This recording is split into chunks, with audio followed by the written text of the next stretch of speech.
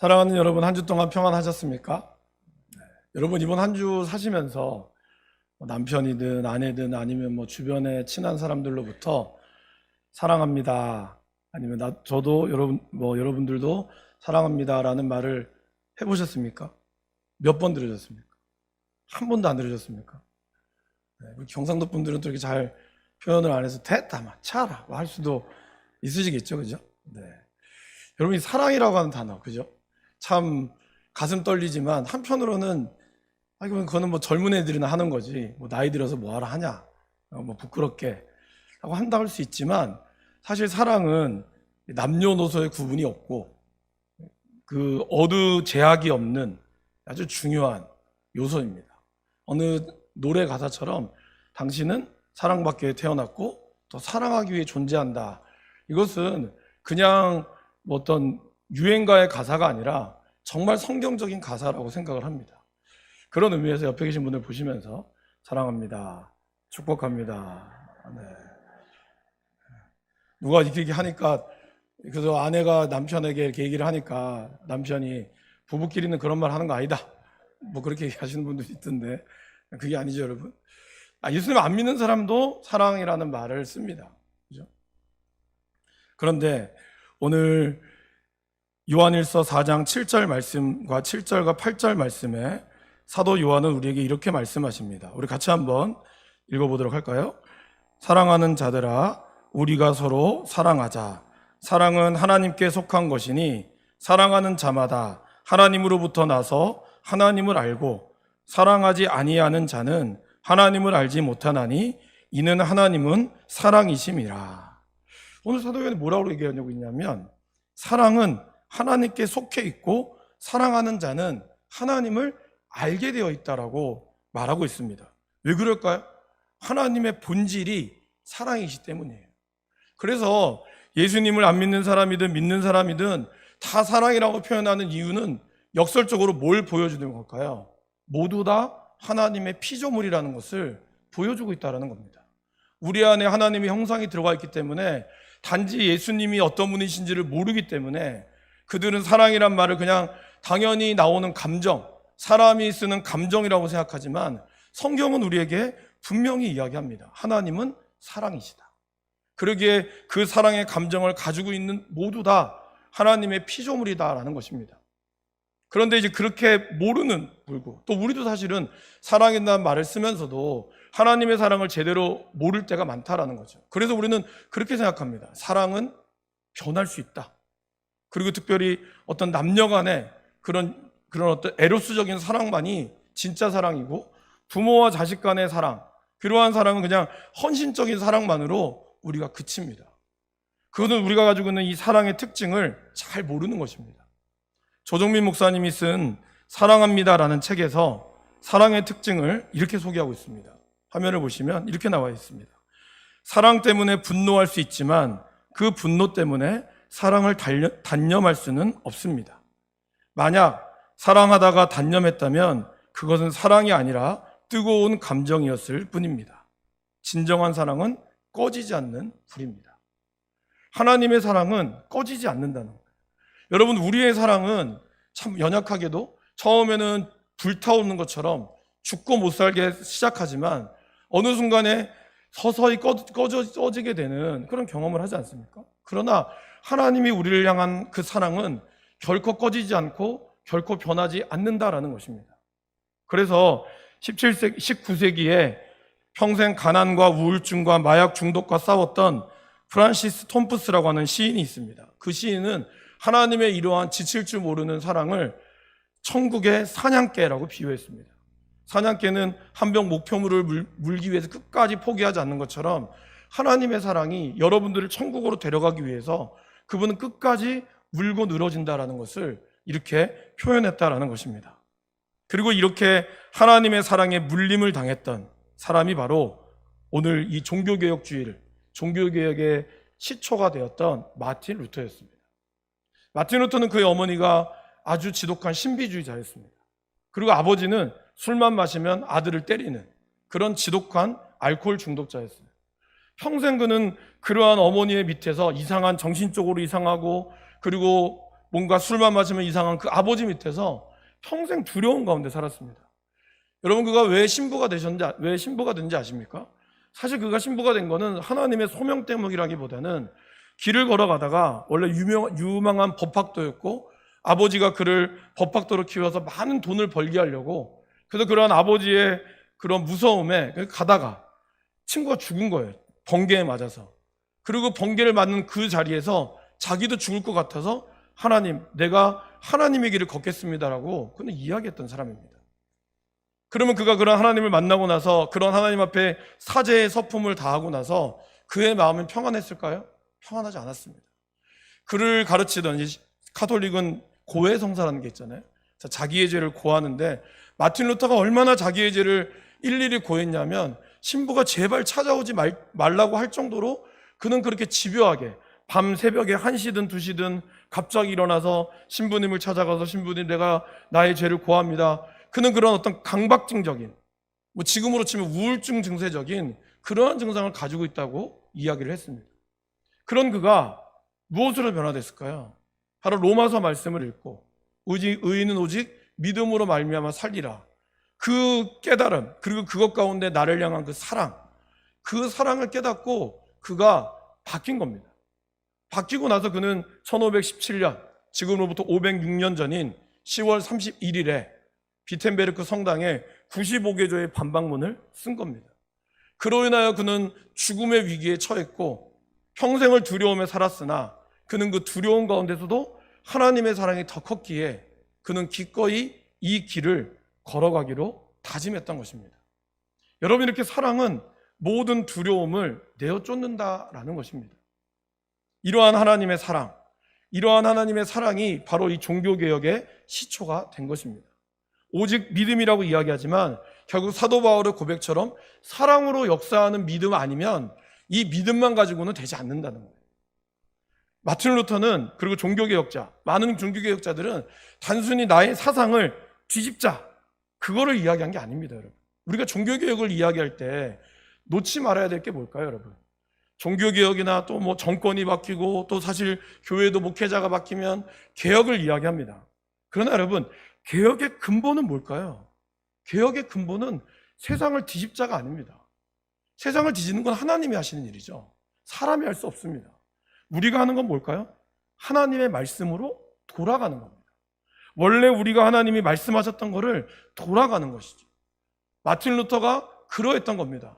그 당시에 있던 종교로 인하여 사람들을 가두고 종교라는 이름으로 그러한 사람들에게 두려움을 심어줘서 통제하고자 했던 이 중세의 신부들, 그러한 사제들, 그리고 지금 1세기에 예수님이 살았던 그 시기에도 바리새인들이 613개의 조항을 만들어서 하나라도 어기면 다 벌금을 매기고 다 죄로 정죄했던 그러한 시대 앞에서 자기네들끼리도 613개 중에 어느 게 으뜸인지 모르는, 맨날 모이면 그 해먹은 싸움, 마치 여러분 집에서 정치 싸움 하는 거 있죠? 그런 답도 안 나오는 그런 싸움을 계속해서 하고 있었던 거예요. 그리고 그 싸움을 예수님께로 몰아간 거죠. 어떤 게 가장 큽니까? 613개의 계명 중에 어떤 게 가장 큽니까? 자기네들도 답을 내지 못하는 거를 어떻게 하든지 말꼬리를 잡아서 넘어뜨리려 했다라는 것입니다. 그러나 여러분, 우리 예수님이 그거에 넘어가실까요? 넘어가지 않죠. 왜 그럴까요? 그분은 율법의 완성자이기 때문이십니다. 그래서 그분은 오늘 이 율법을 질문했던 가장 큰 계명이 무엇입니까? 라고 하는 질문에 예수님은 613개를 단 2가지로 아주 명확하게 말씀하셨습니다. 그 말씀이 바로 오늘 우리가 읽었던 말씀인데요. 같이 한번 읽어보도록 하겠습니다.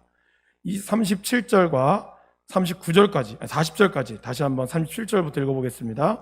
예수께서 이르시되 내 마음을 다하고 목숨을 다하고 뜻을 다하여 주 너희 하나님을 사랑하라 하셨으니 이것이 크고 첫째 되는 계명이요 둘째도 그와 같으니 내 이웃을 내 자신같이 사랑하라 하셨으니 이 2 계명이 온 율법과 선지자의 강령이니라.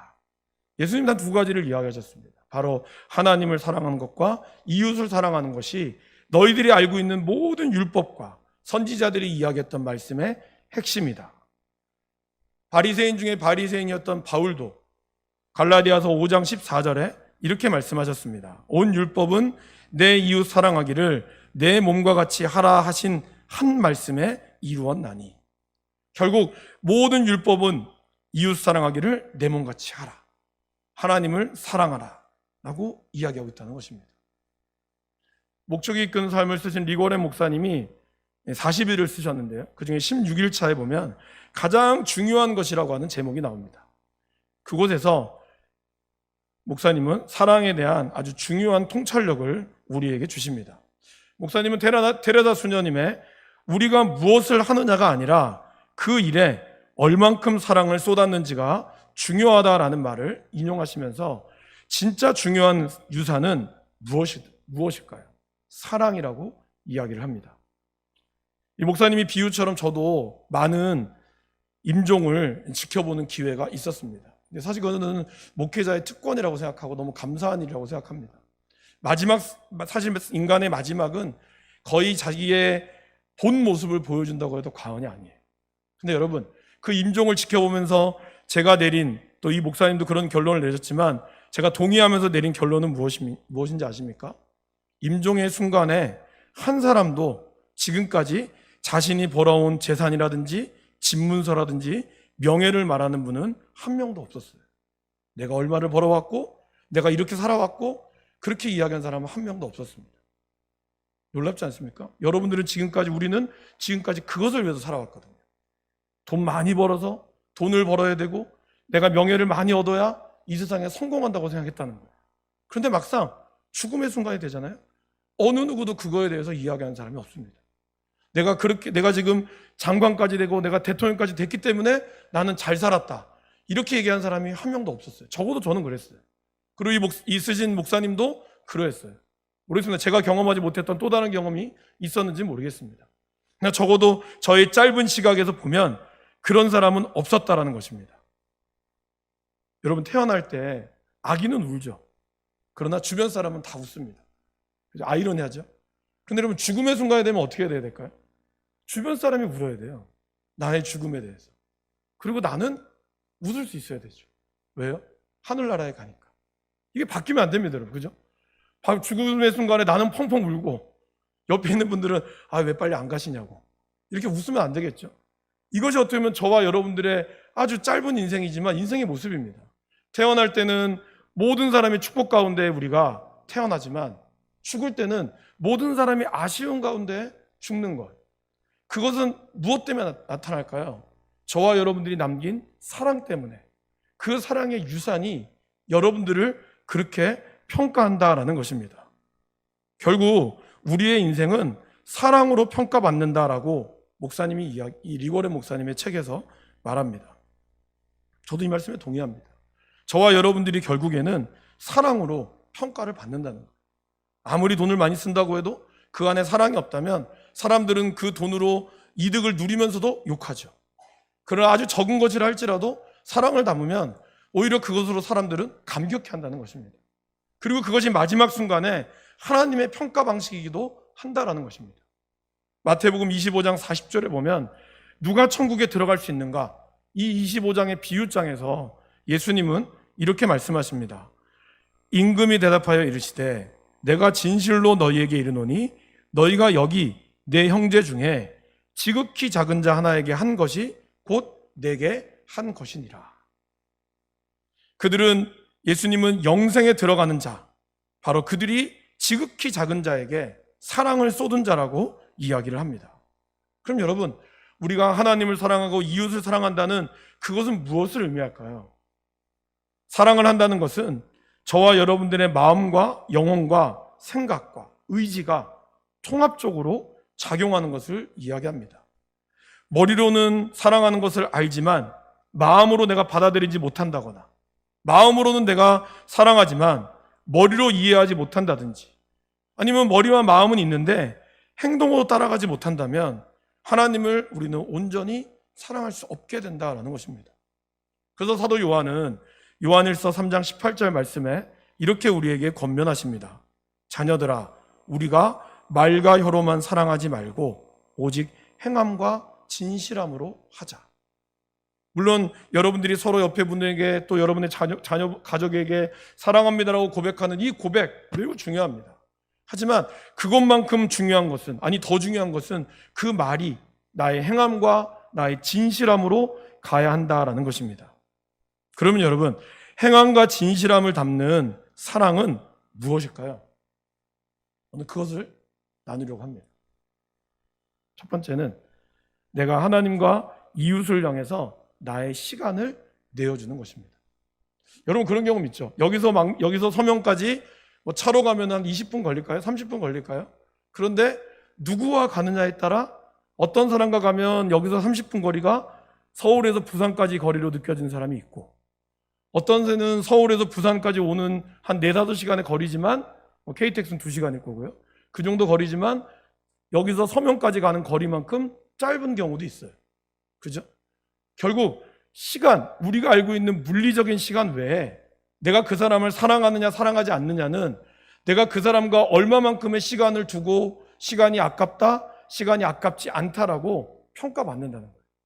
여러분이 누군가를 사랑한다고 이야기하지만 정작 그 사람과 시간을 내어줄 수 없잖아요. 그럼 여러분들은 그 사람에 대한 사랑의 표현을 잘 못하고 있는 겁니다. 내가 그 사람을 말로는 그냥 웃으면서 여기지만 늘 그 사람이 무엇을 하든지 그 사람에게 나의 시간을 내어줄 수 있는 사람. 그러면 우리는 그 사람을 정말 사랑한다고 볼 수 있다라는 것입니다. 그리고 우리가 하나님과 함께 시간을 보내는 것이 뭘까요? 그것이 바로 예배입니다. 여러분들이 예배 자리에 오는 것, 이 1시간의 시간이 여러분들에게 10시간이 느껴지는 사람도 있어요. 그러나 이 1시간이 왜 이렇게 빨리 끝나? 하는 분들도 있습니다. 사실 그것은 여러분들의 몸 상태에 따라 다를 수 있지만 결국 내가 그분을 사랑하느냐에 달려 있다라는 것입니다. 그리고 또한 우리는 그분을 닮아가기를, 여러분 사랑하는 사람은 어떻게 되죠? 닮아간다 그러잖아요. 우리가 하나님을 닮아가기를 사모해서 내가 그 닮아가기에게 나의 시간을 쏟는 것, 내가 그 사람을 더 알아가기에 시간을 쏟는 게 뭘까요? 그게 양육입니다. 그게 훈련이죠. 훈련을 사람들이 목사님이 이렇게 빡시게 훈련시키고 숙제도 많다고 해서 힘들다고 하는데, 여러분 제가 여러분들을 괴롭히려고 하는 게 아닙니다. 제자 훈련은 예수님이 제자들과 제자훈련 어떻게 했죠? 같이 다녔어요. 같이 다니고 같이 먹고 같이 노숙하고 같이 그렇게 걸어갔던 거예요. 우리가 제자 훈련을 하는 것은 뭔가 한 과목 떼서 1학기 끝나서 수료증 받고 그거 아무 의미 없습니다. 여러분, 얼마나 여러분들이 이 제자 훈련을 통해서 얼마나 더 주님을 알아가기를 사모하느냐, 그 길들을 걸어가는 것이죠. 제자 훈련에서 목사편 만든다 저거 관심 없습니다. 전혀 관심 없어요. 중요한 것은 여러분들이 얼마나 주님을 닮아가기에 여러분의 시간을 투자하느냐, 그 1시간, 그 1시간 반, 새벽 기도에 나오는 그 30분의 묵상, 40분의 묵상, 그것이 여러분들이 관심을 갖고 나아가는 거예요.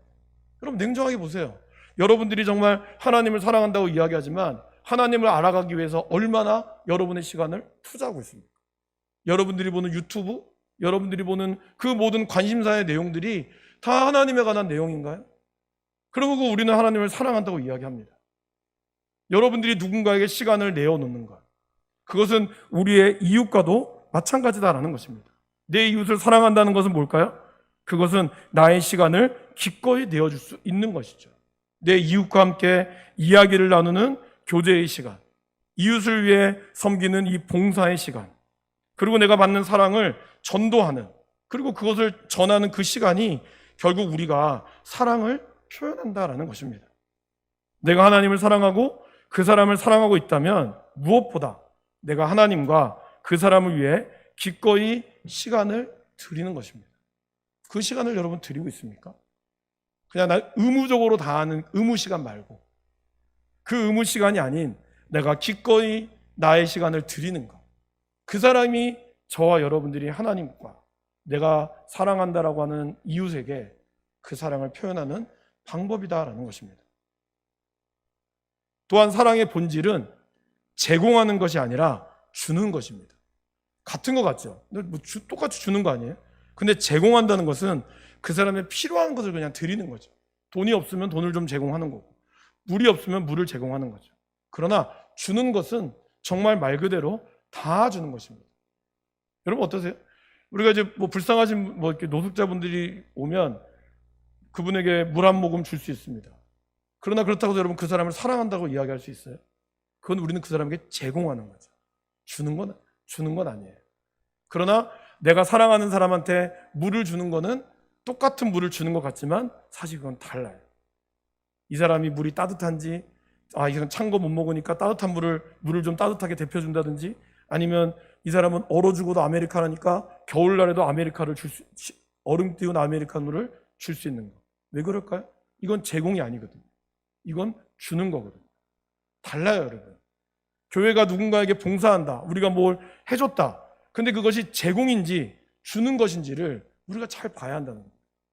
그냥 무조건 교회 사랑의 현장금으로 누굴 도와줬다, 그래서 우리는 줬다라고 생각하지만 그것이 잘못했을 경우는 그냥 제공으로 그치고 만다는 거예요. 왜요? 사랑하지 않아요. 그냥 준 것이 중요한 것이 아닙니다. 결국에는 나의 모든 것을 주는 것. 그래서 예수님께서 그 모범을 우리에게 보여주셨죠. 에베소서 5장 2절 말씀입니다. 그리스도께서 너희를 사랑하신 것 같이 너희도 사랑 가운데 행하라. 그는 우리를 위하여 자신을 버리사 향기로운 제물과 희생 제물로 하나님께 드리셨느니라. 이 예수님의 사랑은 인색한 사랑이 아니었습니다. 아낌없는 사랑이었고, 예수님은 우리에게 또한 그것을 때문에 얻으려고 사랑하신 것이 아닙니다. 모든 것을 가지고 있는 분이 여러분에게 뭘 필요로 하겠어요? 여러분들에게 뭘 요구하겠어요? 자신의 전부를 주시기 위해 사랑하셨다라는 것입니다. 사랑하는 여러분, 우리는 사랑하지 않고도 무엇을 내어줄 수 있어요. 그러나 내어주지 않으면서 사랑할 수는 없습니다. 나를 온전히 내어주지 않으면서 사랑할 수는 없다라는 것입니다. 그러기에 하나님은 이렇게 이야기하셨죠. 하나님이 세상을 얼만큼 사랑하셨냐 하면 하나뿐인 아들을 주기까지, 그 독생자를 주기까지 사랑하셨다라고 예수님은 말씀하셨습니다. 그리고 사도 바울은 로마서 8장에서 이렇게 이야기합니다. 우리 화면을 통해서 로마서 8장 32절 말씀을 같이 한번 읽어보겠습니다. 자기 아들을 아끼지 아니하시고 우리 모든 사람을 위하여 내주신 이가 어찌 그 아들과 함께 모든 것을 우리에게 주시지 아니하겠느냐. 기꺼이 아들을 주신 그분께서 여러분들을 위하여 그 아들과 함께 모든 것을 안 주시겠습니까? 그것이 바로 그 예수님의 사랑이었다라는 것입니다. 결국 사랑은 나를 포기하는 것을 의미합니다. 여러분이 선호하는 것들, 나의 안락함들, 나의 목표와 안전, 돈, 에너지, 시간 등 내가 하나님 앞에 다른 사람의 유익을 위하여 기꺼이 내어주는 것이죠. 우리의 아버지, 우리의 어머니들이 그렇게 사셨죠. 결혼 전에는 내가 하고 싶은 거 다 하고 했지만 결혼하고 나서는 어떻게 합니까? 내가 살 수 있는 것 안 쓰고, 내가 하고 싶은 것 안 하고, 오로지 애들을 위해서, 오로지 자녀를 위해서 그 사랑, 교회도 그러한 사랑으로 가야 한다라고 하는 것입니다. 예수님도 그러하셨죠. 손양원 목사님은 자기 아들을 죽인 이 공산주의자, 그들을 아들로 맞이했습니다. 그는 살인자였고 그리고 공산주의자였어요. 이념적으로도 맞지 않았고요. 그리고 또한 범죄자였습니다. 죽어 마땅합니다. 그것이 정의죠. 하나님의 정의가 그렇습니다. 살인자는 당연히 죽어야 돼요. 고의로 살인한 사람, 그 사람 죽어야 됩니다. 더더군다나 우리와 이념도 맞지 않아요. 마르크스주의는 또 기독교와 정신과 다릅니다. 그러면 마땅히 죽이는 것이 맞죠. 죽인다고 하면 우리는 그렇게 얘기할 수 있을 겁니다. 하나님의 정의가 살았다. 그러나 손양원 목사님 어떻게 하셨죠? 그 모든 것조차 끌어안았어요. 그래서 목사님을 통하여 결국 공산주의나 민주주의나 모든 이념은 없는 거예요. 왜요? 예수님의 사랑 안에서 모든 것이 합력하여 선을 이루어가기 때문이었다라는 것입니다. 저와 여러분들은 어떻습니까? 제가 앞에도 얘기했지만 교회 안에서 또한 바뀌고 하면 개혁이 있죠. 제가 처음에 우리 아마 그 청빙위원들을 기억하시는지 모르겠고 사실 제가 몇 번도 그 얘기 드렸습니다. 여러분, 사람이 변화한다는 거 있잖아요. 변화를 싫어하는 사람은 없습니다. 그죠? 근데 변화 때문에 내가 손해보는 건 싫은 거예요. 참 간사하죠. 교회가 많이 바뀌었습니다. 그죠? 여러 가지로 바뀌었어요. 좋은 것도 있고 나쁜 것도 있겠죠. 누구나 변화를 원했습니다. 그래서 뭐 여러 가지 많은 조직들도 조금씩 변했어요. 변화하니까 좋거든요. 근데 뭐예요? 조금씩 변화하니까 내가 희생해야 될 일이 생기는 거예요. 지금까지 해왔던 거와 다른 방법으로 되다 보니까 불편해지는 거예요. 그럼 어떻게 되죠? 이거 굴러온 돌이 박힌 돌 떼낸다고 그때부터 경계하기 시작하는 거예요.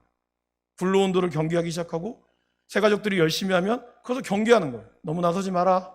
교회에서 그런 거 아니다. 우리는 그렇게 이야기합니다. 변화를 이야기하지만 막상 변화하면 여태까지 한 번도 안 했던 건데 해야 됩니까? 우리는 이렇게 이야기합니다. 아이러니하죠. 그래놓고 우리는 변화를 원합니다. 왜 그럴까요, 여러분? 이걸 우리는 어떻게 극복할 수 있을까요? 누가 옳다 그러다가 얘기하기가 아닙니다. 중요한 것은 교회에 여러 가지 많은 일들이 있고 다 감당할 수 없습니다. 다 감당하기를 저도 요구하지 않습니다.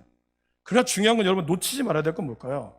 우리가 하는 이것이 진짜 하나님을 사랑하고 이웃을 사랑하는 거에 대한 관점으로 가느냐, 이거를 우리가 봐야 한다는 거예요. 굴러온 돌이 박힌 돌 빼낸다 그러잖아요. 그럼 여러분 어떻게 되는지 아세요? 박힌 돌은 안 빼앗기기 위해서 더 박혀 들어갑니다. 그러니까 보수주의자들은 더 보수주의자가 되는 거예요. 진보주의자들은 어떨까요? 이거를 빼내기 위해서 더 칼을 갈거든요. 그래서 사람들이 어려움이 터지잖아요. 더 극단으로 가는 거예요. 극진보나 극보수나. 근데 과연 이것이 하나님이 기뻐하는 모습일까요? 아니라는 거예요. 근데 우리는 마치 그것이 하나님이 기뻐하는 것처럼 이야기하고 결국에는 반목만 남는 거죠. 누가 가장 좋아할까요? 사단이 가장 좋아합니다. 하나님은 분명히 우리에게 하나님을 내 몸과 내 목숨을 다하고 마음을 다하고 뜻을 다하고 내 이웃도 그렇게 다하라고 했어요. 변화를 주장하는 게 아닙니다. 오해하지 마세요. 제가 와서 많은 걸 바뀌었다고 해서 왜 더 바뀌어야 되는 걸 주장하고 싶은 게 아닙니다. 제가 진짜 말씀드리고 싶은 것, 그리고 종교개혁들이 말씀하고 싶은 핵심, 그것은 우리가 모든 사업이나 모든 사역이나 모든 일을 섬길 때 그것이 하나님을 사랑하고 그리고 이웃을 사랑하는 관점이 아니라면 기꺼이 버려야 되고, 그것이 맞다면 한 번도 안 해본 것이라 할지라도 그 변화를 받아들여야 된다는 거예요. 그래서 사람들은 상실을 두려워해요. 이렇게 되면 내가 여태까지 했던 거 못하니까 손해잖아. 그냥 그대로 갑시다. 그게 편합니다. 편하죠, 여러분. 저도 아무것도 안 하면 편합니다. 그러나 여러분, 편한 게 과연 하나님이 기뻐하시는 걸까요? 우리 이걸 봐야죠. 편한 게 과연 하나님이 기뻐하고 우리 이웃이 기뻐하는 걸까요? 그냥 가만히 앉아서 우리끼리 있는 게 과연 우리가 기뻐하는 걸까요? 개혁은 세상을 뒤바꾸는 게 아닙니다.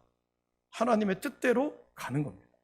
그거를 위하여 저와 여러분들이 불편함을 당연히 감수해야죠. 왜 그럴까요? 저나 여러분이나 나의 중심적이거든요. 저도 마찬가지입니다. 인간은 죄가 들어옴으로 인해서 자기중심적인 사랑밖에 할 수가 없어요. 그래서 나한테 잘해주는 사람한테는 너무 좋지만 나한테 잘해주지 않는 사람은 다른 사람이 뭐라 해도 나에겐 적이에요. 근데 그것은 교회 다닌다고 해서 장로든 권사든 목사든 다 마찬가지입니다. 그게 연약한 거죠. 그 연약함을 우리가 그리스도의 십자가로 같이 못 박으려고 애쓰지 않으면 처음에는 뭔가 신혼처럼 잘 지나가다고 나중에는 다시 원점으로 돌아가려고 한다는 것이죠. 그 싸움을 할 준비가 여러분들 되어 있으세요? 그거를 감당할 자신이 있으시냐는 거예요. 감당할 수 있으면 교회는 바뀌는 겁니다. 그러나 감당할 수 없잖아요? 그럼 여러분 20년 지나도 똑같아지는 겁니다. 어떤 걸 선택하시겠습니까? 그것이 우리가 지금 나가야 될 진짜 사랑과 개혁이라는 거예요. 그리고 그 개혁은 다음 주에 합시다. 다음에 피택자 바뀌면 합시다. 그렇게 할 수 있는 게 아니에요. 그거는 지금 해야 되는 겁니다. 잠언 3장 27절에 이렇게 이야기합니다. 도움이 필요한 사람이 있거든 그를 외면하지 말라. 그에게는 내 손이 하나님의 손이다. 지갑에 돈이 있음에도 이웃에게 다음에 오라고 말하지 말라. 내일 주겠네 하고 말하지도 말라. 예수님도 이렇게 말씀하셨습니다. 저희가 여러분들 잘 알고 있는 마태복음 6장 33절, 34절. 하나님께서 바로 지금 하고 계신 일에 온전히 집중하여라. 내일 있을지 없을지도 모르는 일로 동요하지 말라.